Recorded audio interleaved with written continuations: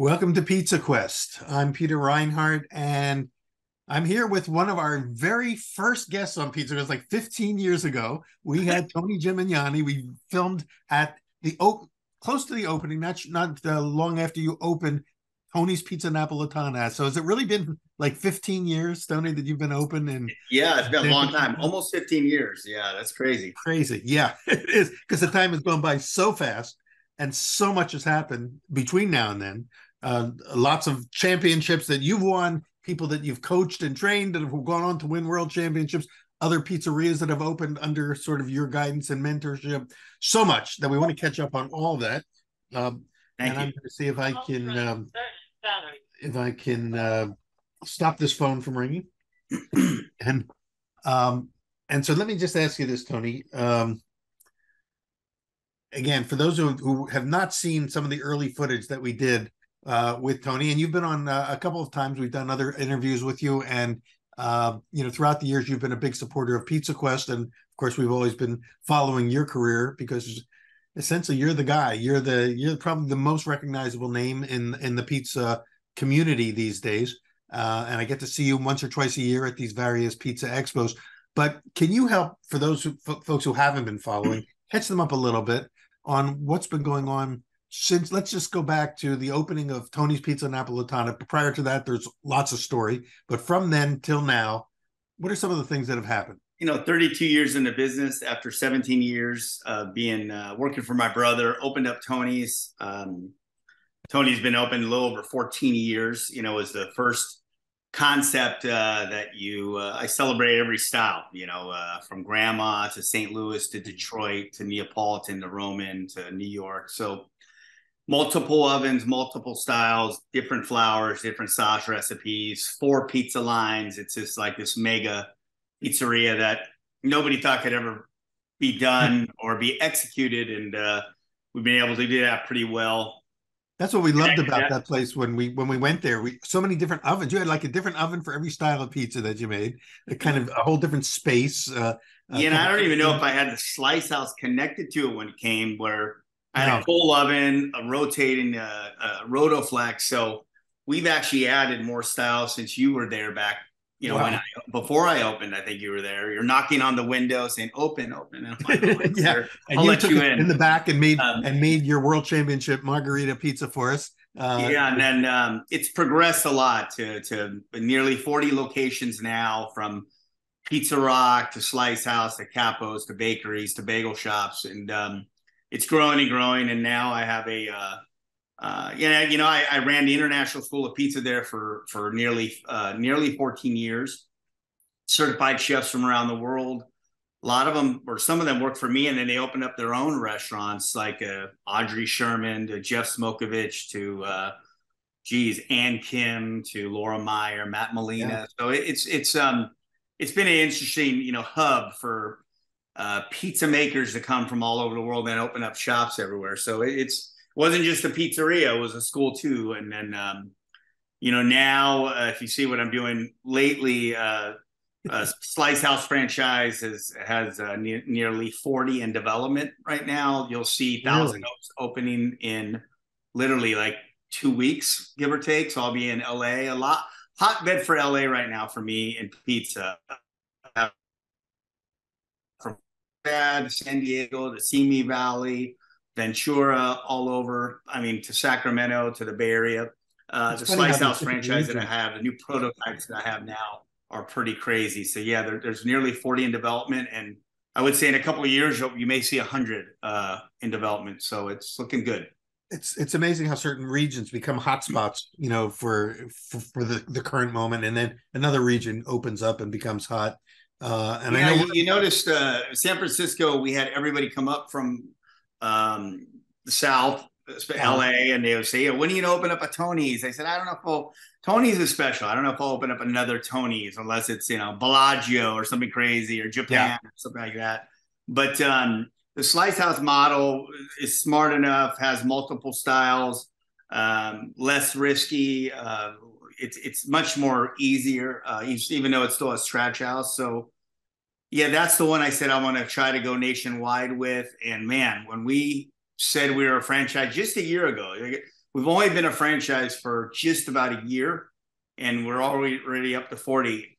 LA was like boom. So I had a lot of customers that came up from LA to Tony's, and I didn't realize there was that many, but a lot of people, big fans down LA, so it was good.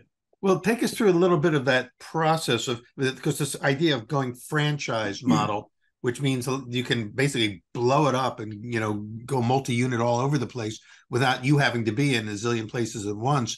But how do you vet people who come to you and say, "I want to have a Tony's," and how do they prove themselves worthy to you to be able to operate one, and how do you train them for that? Yeah, there's layers. So there's different departments they go to. Let's say they see a Facebook ad. Okay, wow. Oh, Tony's has a franchise. They go ahead and enter their information. They want to know the vetting, like Charlie, a part of our team, Cooper, go to them, meet them, talk to them. Have to see if they're accredited. It's very important to be able to open up a business. We're not looking for, you're not able to, get a triple loan, and, you have to be accredited. That's good enough. Kind of like being able to get a mortgage for a house. Yeah, I'm not looking for somebody that's going to lose everything or something like that. That's something that we don't look at. It's not that mom and pop, but you have to be accredited. Then it goes down the pipeline, and then they get to me, my partner George, Bill, Trevor. Then there's the interview process. Once they get through the interview process, then and that's a Zoom call. Then they would go to a meet and greet at one of our locations. So it's a process. We say we award franchises. It's very family. It's I'm with them when they do the training process, the opening process, but there's been clusters of groups that want to buy 10, that bought 10 to 5 to 5 to 5 to 3. So a lot of business people that have been in the wing stops, Subways, Nectar juice bars, Sourdough and Co. There's been a lot of them that have been in the business, want something new, no demographics, no areas, have 14 wing stops, and know certain cities, understand leases, have their own contractors and architects. Those are the ones that are exciting. And then there's the exciting one-off that you might do that is a mom and pop that always wanted to be in the business, that went to Pizza Expo and went to Pizza Rock or something, and say, hey, we have the capital. We love pizza. We want to do this. But we just need some help. And being in the school for 14 years and having people that come to me and say, I need help with my dough recipes. I don't like the style I'm doing. I don't like my layout. So what I've been teaching for 14 years at my school, I'm just reteaching that to my own franchisees. So it's been a work in progress. You say, wow, you just opened a franchise a year ago. But yeah, but we've been in the Raiders stadiums, 49er stadiums. We're in casinos. Out of those 40 pizzerias that I have open now, we've had the 900 square foot to the 9,000 square foot restaurants. We've been in different states, different cities. We tested in Boise, Idaho at one time at a ghost kitchen. So wow. I've done a lot of things over the years. And now we're implementing all of that into our systems for a franchise. That's much more user-friendly. One dough recipe, one triple stack oven, Detroit grandma Sicilian, a 12-inch and gluten-free with vegan options, fresh pasta, and meatballs and garlic bread. So kind of what I did at Tony's or Pizza Rock with all these ovens, all these styles. How do you kind of make it into one dough recipe? How do you simplify it into one oven that has multiple decks? How do you simplify it? How do you make it franchisable, but at the same time still scratch, but not 17 doughs? Right. Well, obviously, there's been a lot of learning over the years, and I'm sure that you've learned, had super successful sort of intuitions about things, and others where you went, wait a minute, we have to, make a left turn from that, the painful lessons, so to speak, which are sometimes even more valuable. But when you were describing this model for the slice house model, two questions come to mind immediately. One, is it going to focus on slices? Can people go in and you can go in and buy a slice? And if so, is this the model that would work like in airports and in food service places like that? So slices and whole pies, and the majority of the Yeah. pizzas sold or the volume is are whole pies. To go delivery, dine in, and then you buy the slice. Buy the slice, you're able to get any option. Grandma Sicilian, Detroit, Uh-huh. New York. So you have both. You have kind of all the, and we have catering as well. So some limited seating, indoor and outdoor, at most locations with the prototypes going on. And selling both. So yeah, we've learned that if it's raining out, there's a big storm, people aren't walking around the neighborhood buying slices. So that's why the delivery aspect is pretty high percentage, and to go of that model could be up 65-ish%, give or take. So yeah. Wow. So this concept of the term slice houses is kind of like retro. It's coming back. It seems like slice houses were, a big thing for years, and then they kind of dropped off the map. And now slice houses are popping up everywhere. What is it going to be that differentiates your slice houses? Is it just going to be called Slice House, or will it be called Tony's It's like Slice? Slice House by Tony Gemignani. So your name is going to be on it. I mean, Yeah. which means that your reputation is at stake with every place that opens up, right? Are you going to be having to travel to all these places and and be on I the road do, a and lot? I have a team like at Tony's. I always have a lineup, morning lineup. What you do is you talk to your staff when you have a morning lineup, and I tend to say, it may say Tony's on the sign, but you guys are Tony's. I mean, Yeah, from the yeah. bartender to the bar back to the busboy to the dishwasher. They're all Spartacus. I'm You know, Spartacus. yeah. So if you make them drink that Kool-Aid, understand that. I mean, is it my job to make sure their pizza is more consistent as possible? Yeah, Anthony Andrea is, and that's my corporate chef. uh, Bill Ginsberg, who's another VP. So we spot check. The training is intense. It's a 6-week training. It's 3 on our property in Walnut Creek right now at our corporate office, a restaurant, and then 3 at theirs. And if they're not ready, they're not ready. So the training is intense. The infrastructure is there. If I say there's 40 in development, it's not going to be like 40 are opening today. It's 2 this year, 7 yeah. next year, 11 the following year. So it is a progress. But yeah, I mean, it's there's a lot of training involved, and my name is on it. And I would say 12 years ago at my keynote in Vegas, Yeah. I said slice houses are going to be the next thing. You And saw it I coming. had a bunch of people in the audience come to me even after and say, well, what are you talking about? And I said, the Sparrows of yesterday, Uh-huh. the 80s concepts that you saw in malls are going to revamp, and chefs are going to make slice houses what it is. Half a dozen guys said, "You're nuts, man. That's shit. That's junk, man. I'll Yeah. never eat." I said, "Trust me." And what do you see now? You Yeah. see New York. Everywhere. And what do you see? Like grandma's elevated. You've seen every slice concept in New York is elevated. You look at DOP, Lundistries, you look at all these guys that are opened up since that talk. And I had Right. guys come back to me and said, you know what? I was at that keynote and I said that you're kind of full of shit. This guy doesn't know what he's talking about. Right. Right. He's all, I just went to some of these places in Oregon. I went to all, and I had the best pizza I ever had in my life. I said, yep, it's going to be elevated. Now you're seeing burrata on the top with hot honey. Every picture you see on social media, Right. you didn't That's see right. that, 15 years ago. And the ingredients is elevated. The pizzas, the ovens. If you look into them now, and I'm not saying that every place has to be like that, because if you go into Suprema or some of my favorites are just old school Joe's New York classic Yeah. slices, those haven't changed. Those have been great. But you look at everybody around them, and it has lions, tigers, squares. I mean, you just name them all. So, the slice model, was it COVID proof? Was that model? Did those models do extremely well if they had to go and deliver limited seating?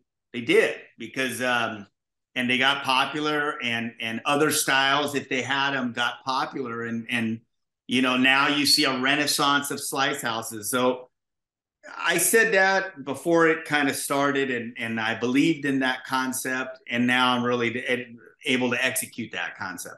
It's interesting. Now you gave another keynote this year at Pizza Expo, a great keynote. In fact, I'm carrying around my lucky $2 bill. You gave everybody who attended a $2 bill, which has special meaning to you. I think we can talk about that. But at this year's keynote, I'm trying to remember. Did you make any predictions again about like, okay, keep your eye out for this is going to be the next big thing, or Well, I talked a lot about women in pizza and how, yeah, I try to support women in pizza before it became a movement. And you kind of saw that with the Audreys and the Lauras and people out there. yeah, I think I stressed on slice houses a little bit in that keynote, talked about, what's old is new again. Like I did actually in another keynote and with grandmas and cast irons and things like that. So I did kind of hint on some things within that keynote that I talked about. But yeah, I just think that the way it's heading, customers are more open-minded. Pizza operators need to be more open-minded to what they're selling, to the ingredients that they're using, to the different, I would say, from vegan options, plant forward options, multi-grains, grain, yes, yes. things like that. So It's interesting as you're describing that. I thought of a saying that's popular in the artisan bread community right now, which is that the future of bread is found in its past. yeah, And I think you kind of, the same thing is happening in pizza. So if you want to see what's coming next, look back, see what was yeah. great at one time and needs to be brought back. I think COVID came out. Michelin star chefs came out of COVID and started to get into the pizza business. It already started, but it really catapulted. And a pizzaiolo is different, just like a baker. A baker, it takes a long time to become a baker, to learn techniques, to understand breads. A pizzaiolo is very much the same. The pizzaiolo is looked at as a trade. Just because that guy's a great saute for 30 years and a Michelin star chef doesn't mean he can make pizzas. Yeah. So sometimes I think when a Michelin star chef may open a pizzeria, automatically it has to be good. I don't think that. I want to try it and see it to believe it. Just because the guy knows ingredients doesn't mean he really understands dough and technique and oven skills. So I think a lot of guys have jumped into our industry, which is a good thing because I think competition is a good thing, but it doesn't mean they make a damn good pizza. And I think that writers tend to be like, oh, they are bred from this, they have to be good. No, sorry, a pizza maker. I've had chefs next to me when I'm teaching them and they have gorilla hands. They're like this. And I'm like, what are you doing? Hold on. And where do you work? Well, I work here. I'm like, wow, that's a beautiful restaurant. It's amazing. But you really suck at this. Right. And then I'll have somebody that comes in and maybe makes pizza at home on an uni and just all of a sudden is just, working and has this magic. So pizza's difficult. It's not easy. People think it's easy. It's not. And just because pizza's sold everywhere and people are killing it doesn't mean that you're going to just jump in and kill it. So, I tend to look at that. It's a skill. And it's a craft, as you talk about right on your box. That to be good at this, you have to respect the craft. Respect the craft. Yep, I think we've got a little technical glitch here with the Zoom because your screen froze. Are we good? Are we back? You froze too. You're froze too. Yeah, we're having some connectivity issues, but you're back. Okay, great. So. Speaking of okay, what's coming next, and kind of a sense of look to the past to see what's the future. You're getting ready to put on a pizza festival in San Francisco. You're producing a festival, and festivals themselves, pizza festivals are another thing that's the next big thing. They're popping up all over the country because there's enough critical mass now to support festivals all over the country. And every region is proud of what they've got going locally. But you've added a wrinkle to yours. So we've got, I think it's on Saturday, August 19th. coming up very soon is the San Francisco Pizza, Bagel, and Beer Festival. Well, we know beer's been around, craft beer's been happening for a while, but bagels, that's the key word that jumped out at me is it seems like they're exploding, and you're a player in that realm now as well. Yeah, I've been to most of the festivals for years. New York, Chicago, LA. I helped the Las Vegas, even Naples. I've been to all of them, cooked in all of them, and pre-COVID, I said I'm going to do a pizza festival, and then COVID hit, and then that was put on the back burner.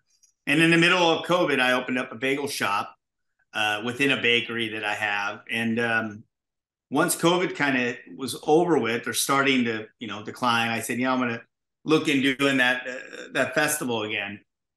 So what I took at all the festivals that I thought was missing was the bagel component and really the craft beer component that I didn't see. You saw a beer or two here, but there's a big San Francisco Bay Area craft scene. It always has been for many years.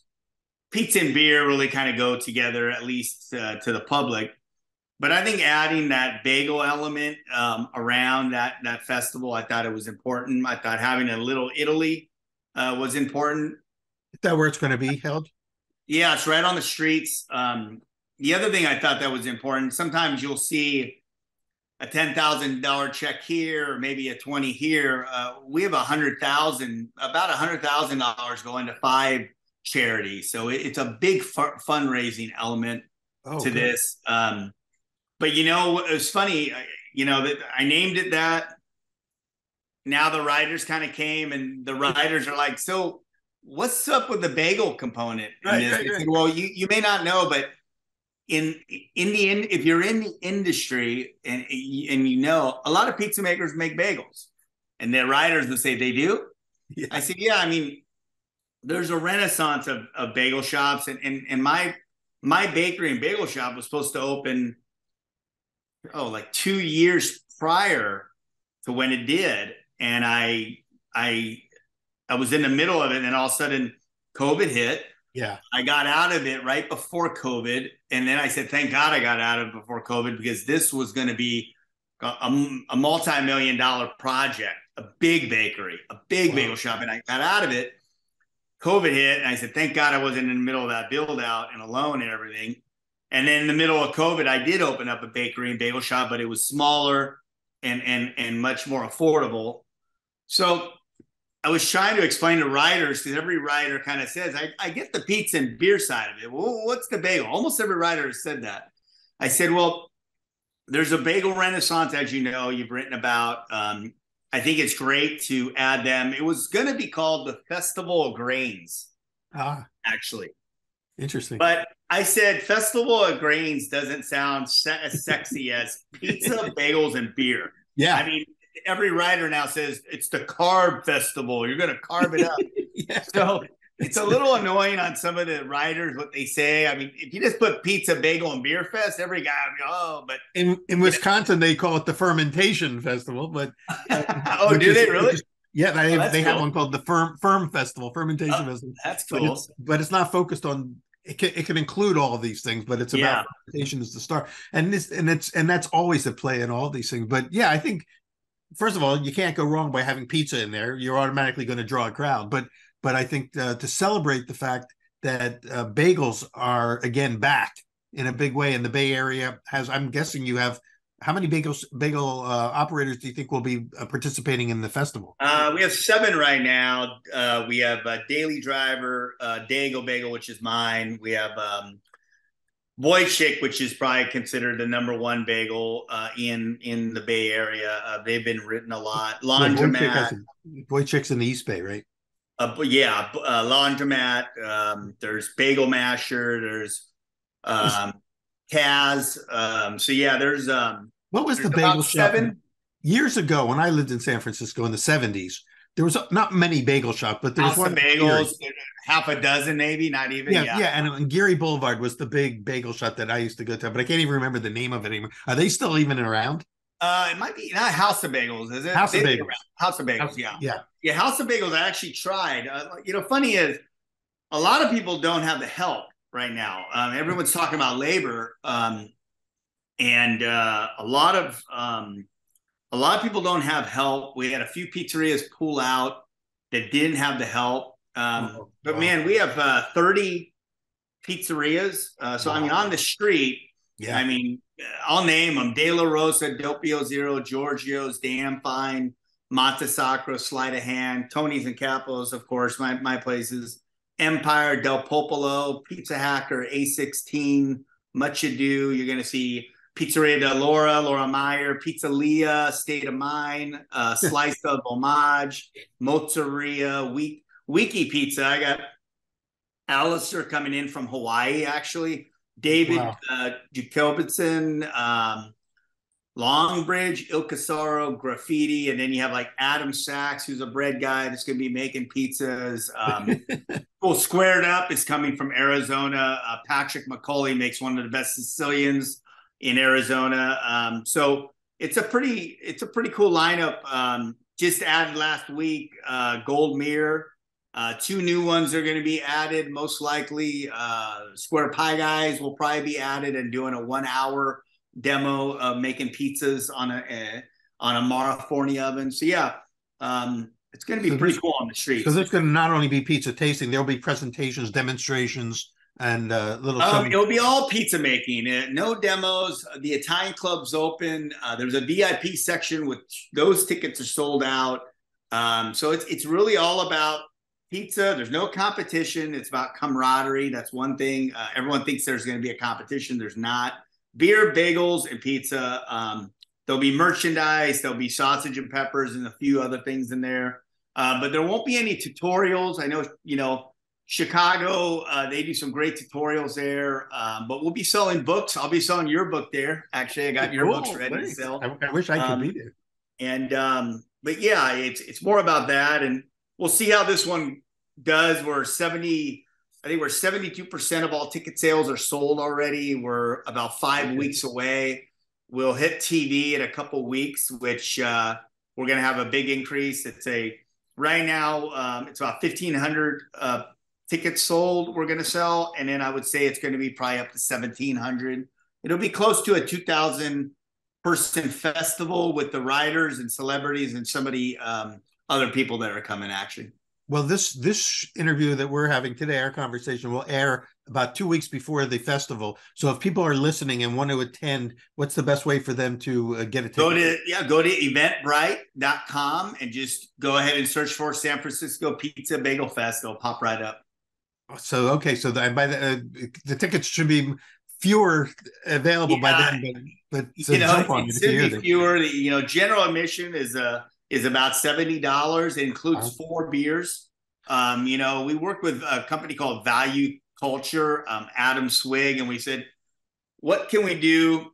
And he even said, this is what you can do, to make our festival different. It's San Francisco. He's okay, well, you're going to have a beer element.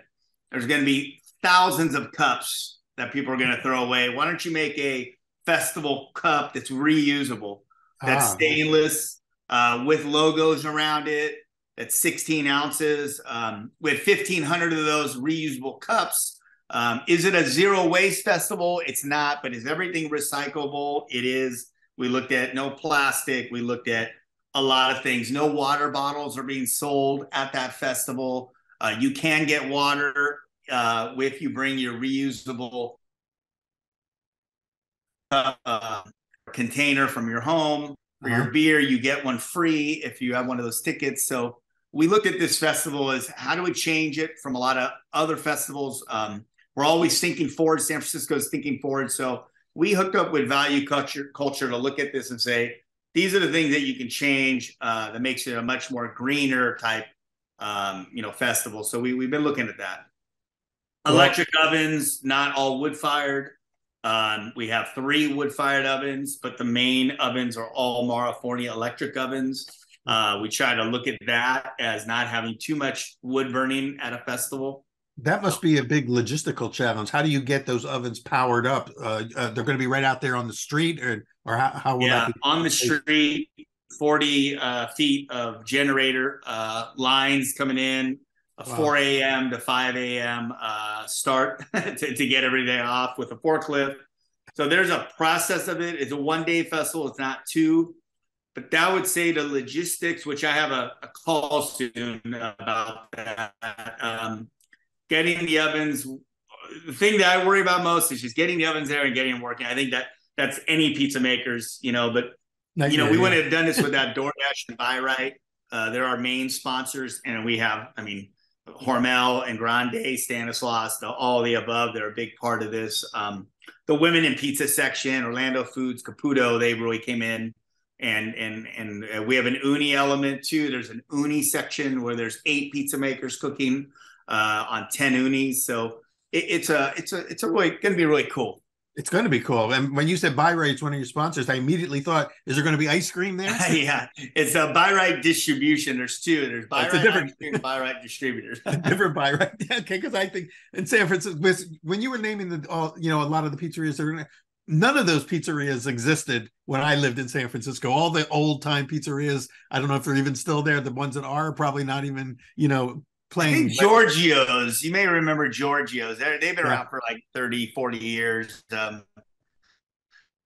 What's they're the one? probably the oldest restaurant, I think, when I look at that. But yeah, it's try to get a diverse, make the festival diverse. You have pizza, Roman, Neapolitan, New York, Detroit, Tavern. So I try to make it as diverse because I curated it. But you wish you could have everybody. But yeah, no, I was going to say, if somebody has a ticket to the event, how many pizzas can they take? Is it unlimited pizzas, or do unlimited? Yeah, wow, it's unlimited. So they can go around and eat till they drop. Yeah, the festival, the VIP ticket, you get it an hour early. That's the one that sold out quick, and it was the most expensive ticket. I was like, wow, it sold out quick. Need more of those, yeah. It's 11 to 12, and then 12 to 4 is the festival. So it's unlimited, and then you get 4 beers within that 4-hour time frame. So 1 beer an hour, basically. We suggest and hope that people try everybody, not just keep going back and forth. No one can bring boxes in. No, we're not going to give them pizza boxes so they can load up on slices. So we hope they're, when you have that many slices of pizza and bagels, you're going to probably be pretty filled up. Absolutely. And then, because then you got the bagels in addition to the pizza. And I'm guessing some of the bagel shops will have schmears and some other things. Yeah, they have. There's one that ordered 90 pounds of cream cheese from one of us. But when you look at up to 2,000 slices and it's 1 ounce portions, 90 pounds is barely enough, actually. Really, it should be 100 pounds, 110 pounds. But yeah, some are going to do mini bagels. Others, we said festival bites. So it could be cut in half. It could be cut in quarters. And it could come with a schmear. So festival size slices, which is important, is for the pizzerias so they don't get beat up too much. Yeah. So people have to pace themselves. I mean, how many slices can one person eat even in 4 hours? You've got to take it slow and easy. So if you've got a ticket and you're going, pace yourself. Yeah, for sure. And be kind and not overwhelm the pizza makers, because they're going to be going a little crazy. But Lettieri and Ital Foods came in. They're 2 distributors in San Francisco that have come in. The Italian Athletic Club is pretty awesome. They've been a big part. Nick at that club has been a major part of helping me get this festival going. Like I said, Buy Right and DoorDash were the big sponsors that I wouldn't be having this festival. It wasn't for those two. And then everybody giving ingredients to all the pizza makers. Wow. I'm trying to make it as going to have a lot of labor involved for a pizzeria, but food cost wise, it should be minimal. Grande came in, like I said, Stanislaus, Corto, all those guys. Caputo, Central Milling has been a big sponsor. And then Hormel, like when you look at Rosa Grande, Columbus, you look at their bacon, Old Smokehouse, they've been really awesome too. So it's amazing. Anything we can give to the pizza makers that they can use, it's been really good.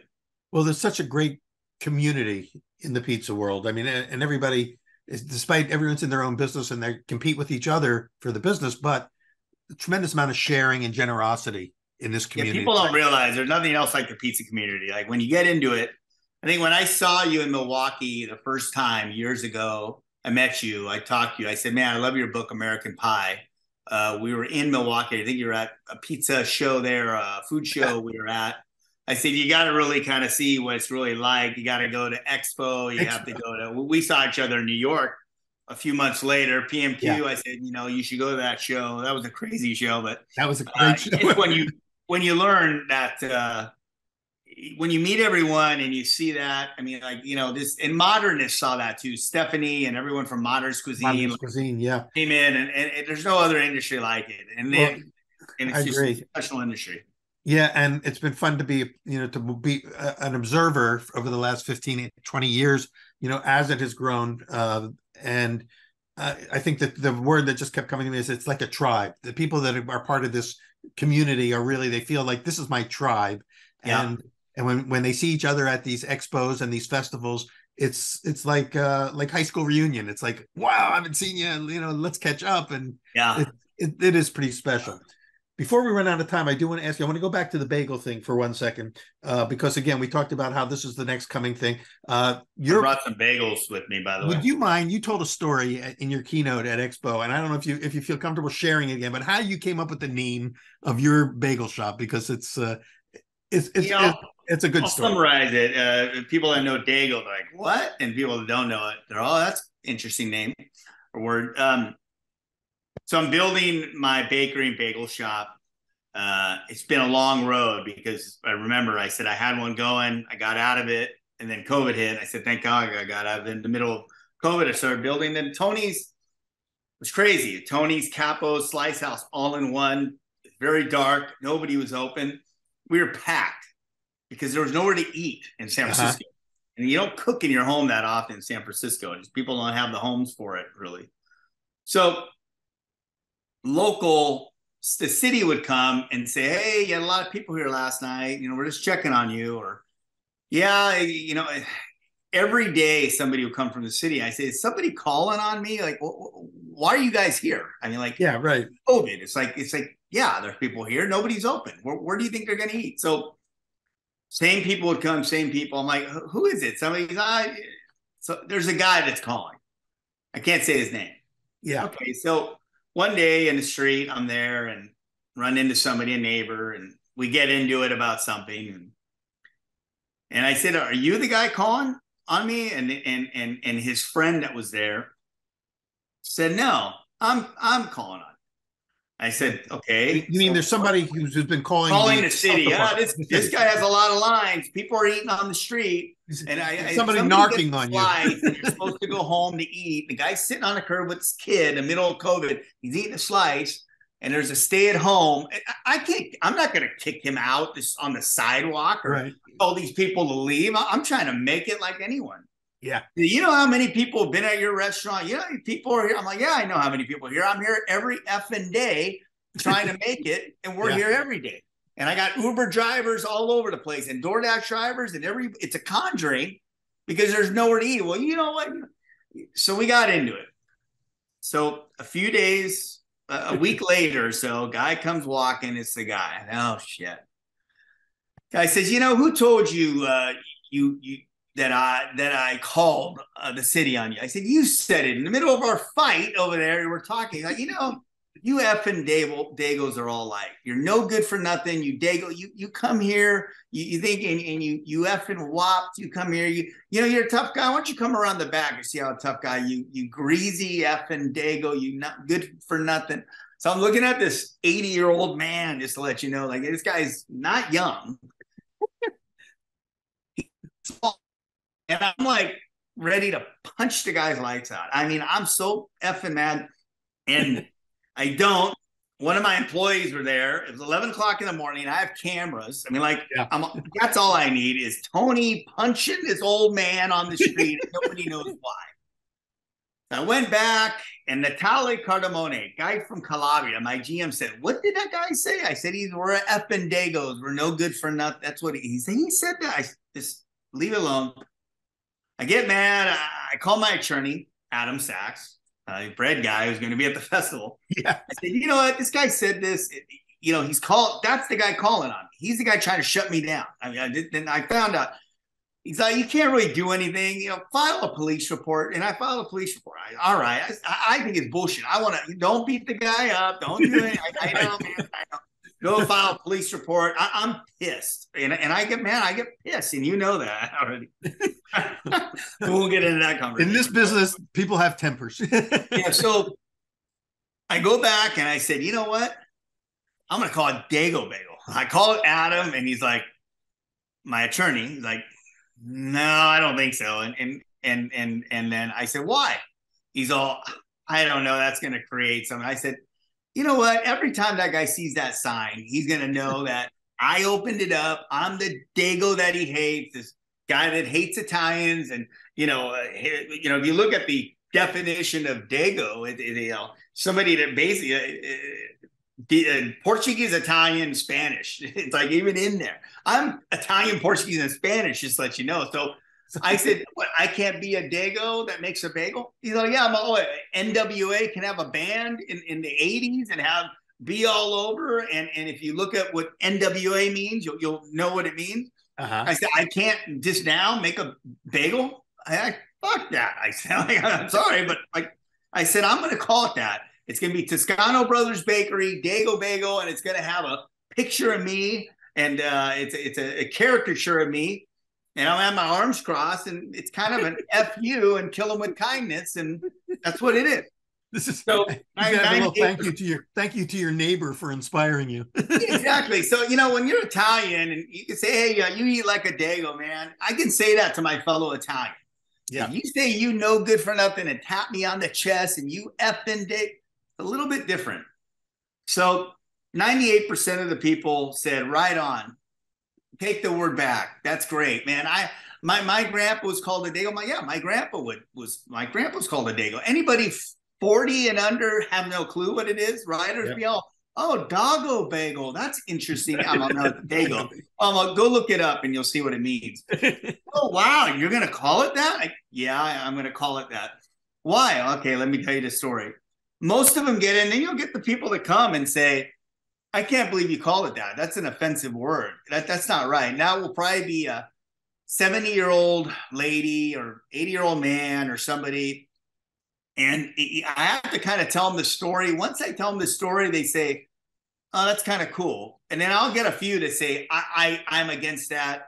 I'm going to tell this association and federation, the Italian, go ahead and tell them it, Yeah. So it creates awareness. It recirculates the word. There's still people out there that are very, how can you say, offensive towards Italians. I mean, it's not just about other races or nationalities. It's still, they're still racist against Italians out there. There's still some people out there. And he's an older guy. He was angry. He was mad. I was busy. I had a line down the street. People were eating. And he had to walk through that sidewalk at night and was angry. And he was also angry that I was a successful Dago. I know it. I saw him. He hated me. Hey, we're in Little Italy, by the way. We're in Little Italy. It's not like I'm one guy in the middle of a neighborhood that's doing well, that's no Italians are around. There's Italians everywhere, and they always have. But this guy just was deep-rooted racism that hated me for being Italian. I seen this guy for years, by the way, on the street. Didn't have many conversations with him, but this guy hated my guts. Have you seen him since? I have never seen him since. I've never seen him since, which is crazy. I don't know if he's alive or what, but that's always a possibility. But see the neighbor, friend that was there at the first incident we had, but not when him and I had that one incident. So yeah, it was an interesting time, and the bagel shop exploded. It was so funny. Like writers would come to me and say, "So, I didn't get a story in one of the local press because I didn't have some sad story to say that my windows were broken into, that people are mad at me." Like they wanted to hear that. It's like, what sucks is the news wants to hear bad. They don't want to hear good. Yeah. They want to hear like that somebody's crapping on the streets and breaking windows and vandalizing and punched an old lady. It was so funny. I did an 1.5-hour interview, sent them photos, didn't run the story because I wasn't seeing a psychiatrist or psychologist to figure out why I'm hurt and I have resentment and things aren't going well. That's what they wanted me to say. I said, things are great. We have a line down the street. We're selling bagels and everybody loves it. But they hated that. They have their story that they want to get out, and hopefully, Hey, okay. Well, can you show us your bagels for those who are watching on the video podcast? Yeah. So if you see, sesame seed, like sesame seed Dago bagel.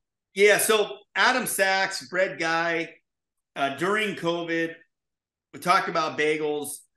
I want to help you with the recipe. He would make recipes and go around and we wanted a low hydrated, high protein, high gluten flour mixed in a planetary mixer to create some friction, to make it tight, to make the dough the opposite of what you kind of want to make dough be. Not high hydrated, not a forceful mixer. We wanted to be tight, chewy, hand rolled, twisted, kind of old school, boiled in liquid malt. We wanted our bagels to be smaller, not like when you go to a grocery store and they're all full of yeast and they're like sweet like a donut. I mean, for me, I wanted an old school classic New York bagel. That's what I wanted. I felt like a lot of East Coasters miss those kind of bagels. Pumpernickel we do on Saturdays. It's a nice pumpernickel that we make here. It's interesting. You only do it once a week, huh? Yeah, pumpernickel once a week. And then you have like the old school, like kind of Tony, the square Detroit style. Style bagel. That's cool. That you probably have never seen before in your life. No. It looks like a little mini Detroit pizza. Yeah, and a cool little pan that it fits into, and you go ahead and add that brick cheese and cheddar. This is actually our most hottest bagel there. People love that bagel because they love Detroit pizza, so they got to have that bagel. But it's also very signature. It's a signature item that no one else has. Yeah, nobody else has. I saw somebody on Instagram do it. Some people said, hey, this guy had it on Instagram. It happens all the time. People make stuff all the time. It's all right. Well, bagels are getting so big nationally that we're planning on Pizza Quest here to dedicate a few episodes in the new season. Will be when we kind of regroup and start recording for the new season. We're going to do like a 3-episode arc on the whole bagel renaissance, and we want to get you back for that and awesome. Get some other players in the bagel world. We've seen a number of mini trends within the bagel trend, like sourdough bagels versus just the New York style, and then we're going to just address all those myths. And one of them, of course, is is it really possible to make a great bagel outside of New York City? If you're from outside of New York City, you say yes. If you're from New York City, you say no. Exactly. Yeah. Now we get a lot of East Coasters, New Yorkers that come in and love it. And like I said, it's not a Montreal bagel. It's not giant and puffy. It's not full of yeast. We use sourdough in ours. And it's old school. Burlap boards, upside down, flip them over. We're not cooking in sheet pans or things like that. We're small batch. We're not big batch. We're not making thousands a day. We make 300 to 400 a day, give or take. And it's really for the locals. There's no, in North Beach, the bakeries are gone. There's no bakeries. Back in the day, there's 5 or 6 bakeries. There's no bagel shops in North Beach. It doesn't exist. And, and we just do it a classic old school way. Like I said, we still boil them in liquid malt. Yeah. It's just important I think, to do it by hand. I think there's a lot of things. You can do it by machine and do a lot. But for what we're doing, I'm not mass producing. I mean, everybody wants me to sell them on Goldbelly and send them next day air. It's just really for the locals and some of the tourists that come in, so it's really, that's the only place to get it. And the location is right near Tony's Pizza. I'm walking away from North Beach. I have 5 locations of pizzerias and bakeries and stuff like that in North Beach. It's up from Capo's, actually, on Vallejo Street, next to the police station. So it's not really it's off the beaten path, but it's the only place you can really get a sourdough baguette from, really, unless you went down to Pier 39. But other than that, there's no local bakeries that do this. That was something that was missing in North Beach. Like, do I look at making fresh pasta? Giovanni's, we make fresh pasta in the window. Those places are gone. I mean, like, the bakeries are gone. And is the focaccia place still there? Focaccia's still there, yeah. So you can still get great focaccia from Liguria. Liguria, yeah, Get a loaf of sourdough bread in North yeah, Beach. A neighbor can't walk down the street and get it. You actually have to go to a grocery store to get it. But there's nothing like boutique, yeah. scratch, independent operators. So yeah. Well, it's amazing how you've expanded the empire, the brand, built starting with Tony's and then opening up so many other concepts and Thank you. basically fulfilling your vision. And I think you made that transition from being sort of the competitive young guy on, making your mark, improving your worth, and now you're at the point where you're mentoring other people and essentially overseeing. Are you still doing it? Are you ever in Tony's making pizzas and working the line, or Yeah, does I it? was there on Saturday working line. Yeah, I'm always in Tony's. That's always my hub. I'm always in North Beach, but will you see me go to Vegas for an opening or working or LA? Yeah. So I'm all over the place. But I was on the wood fired line for several hours every day. Not every day, but most of the days last week actually. So yeah, Amazing. I still make pizzas every day. Yeah. Well, for folks who have come to Pizza Expo, you've met Tony, you've seen Tony.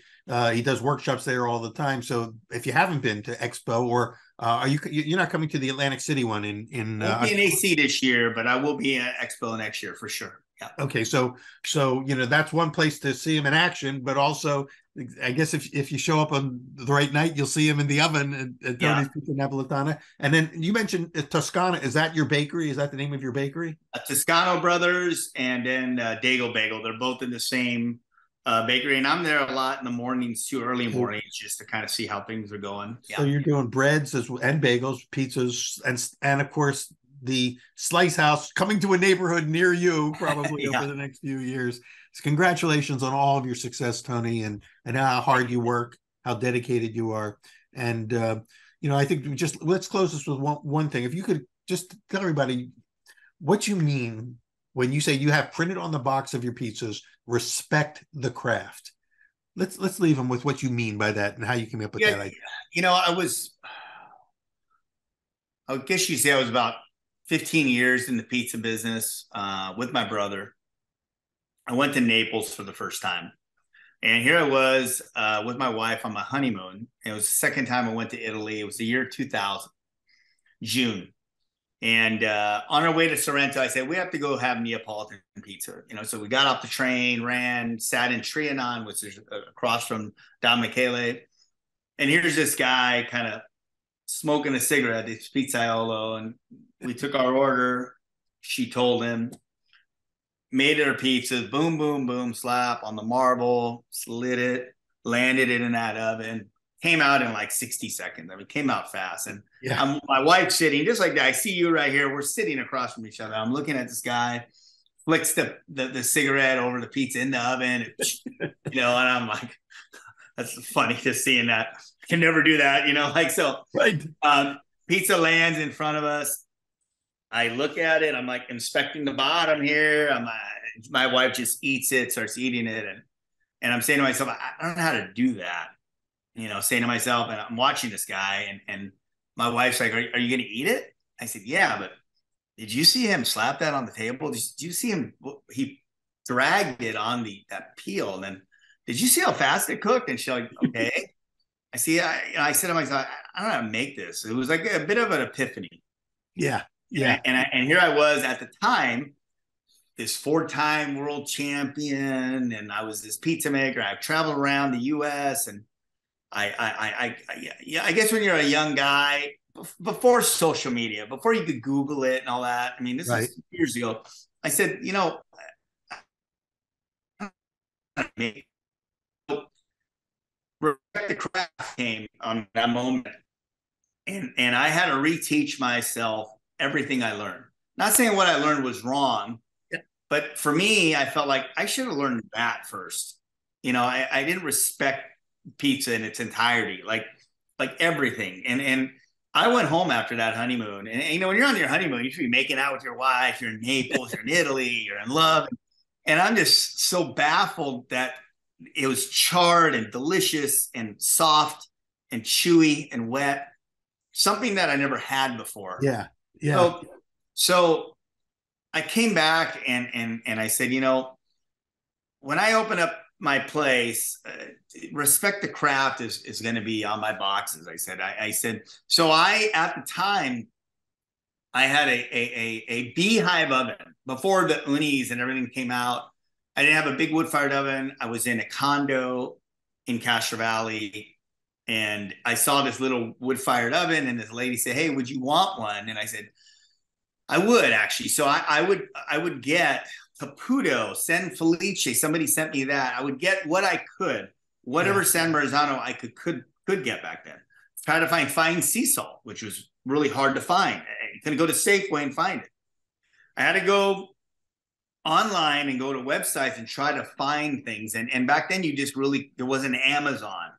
So I would get stuff sent to my house. I tried to go to a distributor, which distributors, there's no really Neapolitan places that really could sell you stuff. It was really hard to get.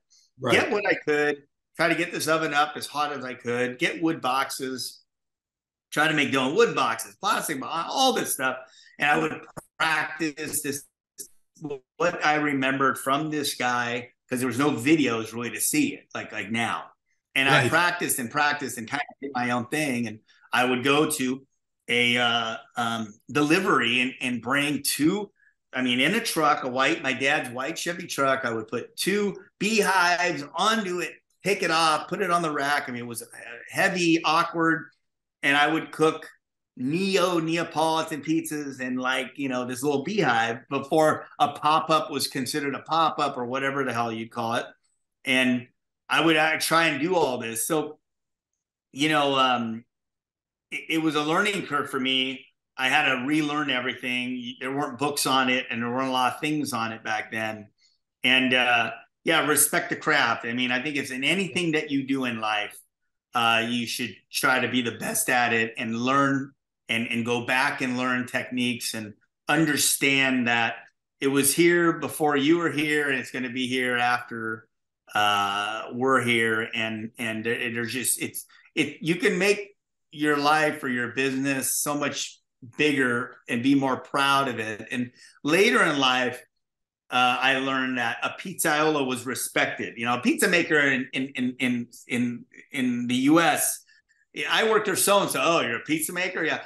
Now chefs respect pizza makers. Like if you really understand what a pizzaiolo does. So being around Naples and I remember when I won that cup. It's funny. I won. Let's just say this was the cup. When I won in Naples, I didn't want to check in that this cup into my luggage. I brought it with me, and when I brought it with me at the airport, the security will look at it and say, "Oh, Campionato Mondiale della Pizza. Oh, wow. Oh, complimenti," and they would give it back to me. Right. Shake my hand. They'd shake it. If you had a award in the even back in the day in San Francisco, and I brought it in, they look at it and be like, "Pizza? They have competition for pizza? Really? Right. Would you go against Domino's or what is it?" It's just so unrespected back then. Yeah. But when you won and you're excited, you're in that championship and people see it. And the hotel guy, you walk in and the guy's, "Oh, you won in pizza? American won in pizza? Oh my God, shake your hand." Because they look at the pizza maker much differently in Italy. And once you felt that and understood it, that was all part of all of the above is about respect the craft. And we can be better at what we do. We can learn more on what we do. So, yeah. Yeah, I think that that aha moment for you, has driven you these next 25 years. You already had a career but isn't it kind of cool and exciting when you realize there's even more than I thought that was out there, and I want to master that too. Yeah, and I thought I knew it all as a young guy. Sometimes when you're a young chef or a young pizza maker, you want to do what's never been done. Sometimes guys that make sourdough want to be sour. You taste that sourdough, you taste how sour it is. I said, yeah, but pizza's always about balance. And I always say, I had a writer come to me once in Vegas and say, "You know what? You're from San Francisco, and I would have thought your pizza would have been much more sour than what it was." Uh-huh. And I said, "Yeah. So what'd you think of the pizza?" "Oh my God, man. It was one of the best pizzas I ever had in my life." Right. I said, "Do I want you to remember me for my pizza, or do I want you to remember me for my starter?" He said, well, I mean, pizza, I'm all pizza. Yeah, thank you. I'm glad you came in. Thanks a lot. I shook his hand. Sometimes people don't understand that pizza is always about balance, and it's about the quality of the ingredients, and each taste should take you through a journey. I'm not just trying to taste all sour, and man, I never tasted tomatoes, or is it tomato sour because the sourness, the tang. I don't taste the sweetness of the tomatoes. I definitely didn't taste the cheese. Yeah. And sometimes, you get with young, or what do you think? Have you ever done this and this and this? And sometimes I'll say, I kind of done most of it, over the years, from the sashimi pizza to whatever, the squid ink pizza. I've kind of done it. But for me, what's sexier, something that's good, is recreating something like that upside down pizza that started, 30, 40 years ago in America, that is different and unique, or the margarita pizza, or the marinara pizza, that it is really hard to make, but very simple, but still very difficult. Things like that Right. intrigue me more. So I think you're always trying to do out of the box what's never been done. Almost everything's been done.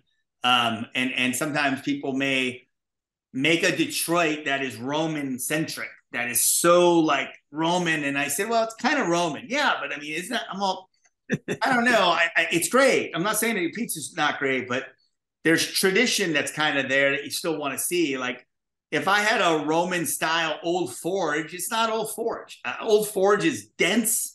Bready is the term that we hate to say in the bread world, and it's extra cheese, bready, a little dense, heavy, all the ones that you don't, but that's Old Forge. I'm sorry. And I like it. I'm not looking for an Old Forge that's Romaned out. It's cool. It's great. It's not bad, but it's not very traditional. So there's a traditional side of me that I love. I like to go out of the box a little, but not so far out of the box that it just goes into a new style that really kind of has its own. So I don't know. So that you still feel connected to that lineage of tradition that expresses itself in that. And I do steps that are different. I do starters in my Neapolitan. I do different things that you won't see. And if I do a Canotto style, I may change it up and call it Canotto Americano or something like that, which, but at the same time, mine are always elevated. It doesn't go too far out of the box, but it'll be the best Detroit you ever had. And you can't label it Roman, so. Well, in the 25 years that I've known you, at least 25 years that I've known you, you've always had a fire in your belly that is, is distinctively you and drives you. And we've always seen that, and it constantly re-expresses itself. And I'm glad to see 25 years later that fire is still raging. You're still scorching the earth with fire and doing something new. And again, expanding the potential of what that box actually is. Congratulations on the slice houses, the next step maybe in your journey, and who knows what's going to come after that. More bagel shops, maybe, who knows. But I know that for as long as that fire is burning, we're always going to be seeing creativity and you stretching yourself to as you said earlier, do the best possible version of whatever it is that you're doing. Thank you, Peter. I appreciate it. Thank you. Thank you, Tony. Thanks for being with us on Pizza Quest, and thank all of you for joining us today, and come back next week for a new episode of Pizza Quest. Thanks, Tony. Take care. Thank you.